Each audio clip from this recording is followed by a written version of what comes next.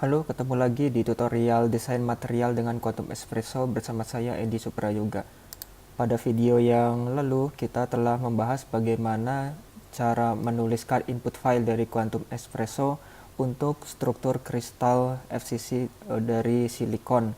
Kita juga telah menggambarkan struktur kristal tersebut dengan bantuan software XCrisDen. Nah, pada video kali ini kita akan melanjutkan ke pseudopotensial. Jadi selain struktur file yang dibutuhkan untuk menjalankan Quantum Espresso adalah data pseudopotensial. Cara menuliskannya di sini di bagian atomic species. Di sini ada SI, PB, ER, RKJ, UPV ini adalah nama pseudopotensial. Dan pseudopotensial ini terletak di folder pp pseudopotensial file atau pseudodir di sini. Untuk kita ngeceknya, cara melihatnya, kita buka input filenya. Tadi kita berada di folder SCF.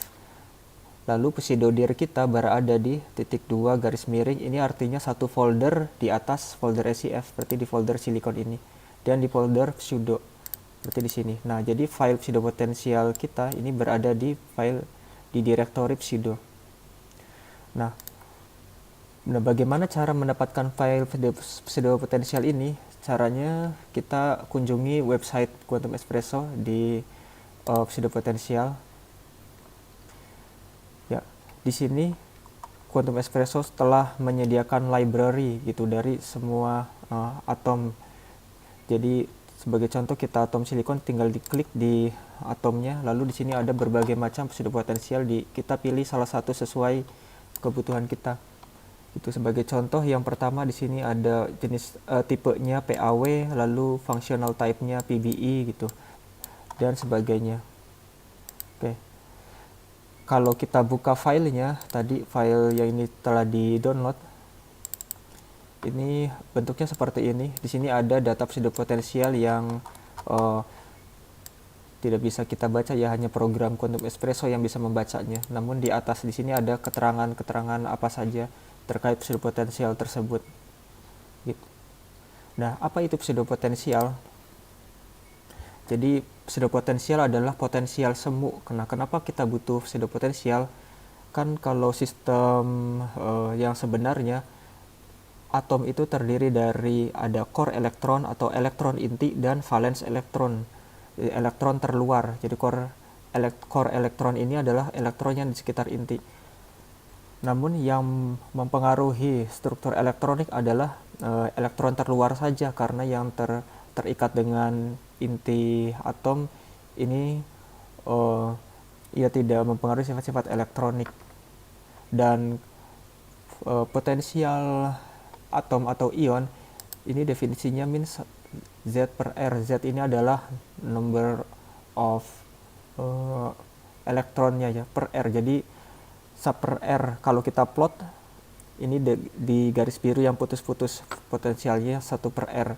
Nah, ini punya masalah komputasi, karena kalau R-nya menuju 0, maka pseudopotensial menuju minus tahingga. Nah, makanya kita perlu mengganti potensial ini dengan yang namanya pseudo potensial. Ini yang garis merah. Jadi pseudo potensial ini menggantikan potensial yang di dalam dari RC. RC ini adalah radius dari core radius dari atom. Dan begitu juga dengan plane wave-nya. Jadi kalau pseudopotensialnya yang sebenarnya adalah garis biru putus-putus, maka plane wave-nya sebenarnya yang ini, yang garis biru, fungsi gelombangnya 1 per R. Namun dengan menggunakan pseudopotensial, jadi fungsi gelombangnya ini yang garis merah. Fungsi gelombang di dalam periodik sistem, fungsi gelombangnya dinyatakan dengan seperti ini ya. Di sini ada eksponensial pangkat K ditambah G, dengan G adalah vektor dari reciprocal space. Dan secara prinsip jumlah dari ini K tambah G kuadrat ini harus kurang dari energi cut off. Jadi kalau kita punya grid di reciprocal space di K point Kx Ky ini ada jumlah gridnya, dan secara prinsip kita harus menjumlahkan seluruh K point, namun dapat didekati hanya di dalam ini saja, energi cut off saja. Jadi energi cut off ini seperti jari-jari bola gitu ya, energi cut off. Nah, di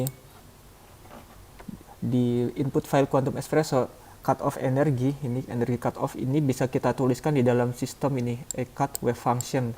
Ini kita ambil 60 satuannya adalah Rydberg ya, dengan satu Rydberg setengah Hartree atau 13,6 electron volt itu.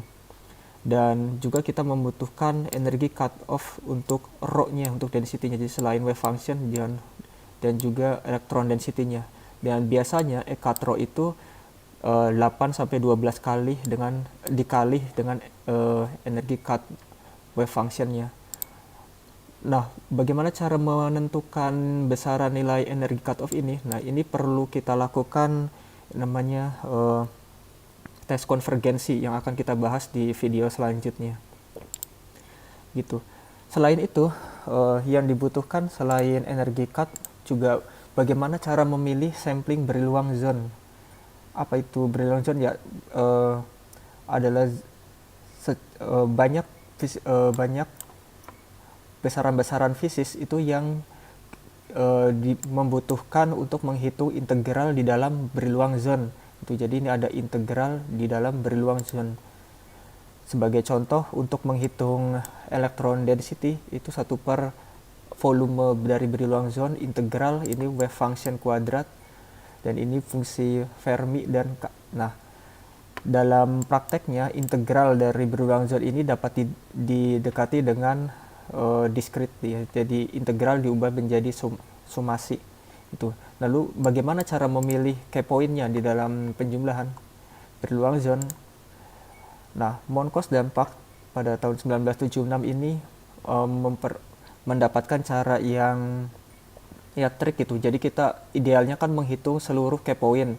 Namun dengan melihat simetrinya kita hanya bisa hanya memilih K point tertentu saja. Sebagai contoh, kita punya lattice 2 dimensi 4x4 atau 16 titik. Ini punya simetri yang di area kuning ini. Jadi di area kuning ini kita punya hanya 3 K point. Jadi dari total 16 K point kita hanya mengambil 3 K point, K1, K2, K3. Ada 3 K point yang tidak sama gitu. K point 1 kalau kita lakukan operasi simetri ini akan memenuhi 4 titik yang lainnya gitu. Jadi ada 4 K1 itu. Jadi jumlah omega 1-nya 4 dari totalnya 16 atau 1/4.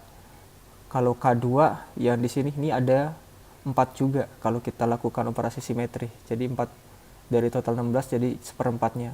Sedangkan K3 di sini, titik ini, kalau kita lakukan simetri, ini kan simetrinya yang segitiga ini ya. Itu ada 8. Jadi 8/16 atau setengah. Jadi jumlah di dalam Brillouin zone-nya dapat didekati dengan hanya 1/4 kali A1, 1/4 kali K2 tambah setengah dari K3 gitu. Jadi kita hanya mengambil 3 sampling K1, K2, K3 ini, tidak usah 16.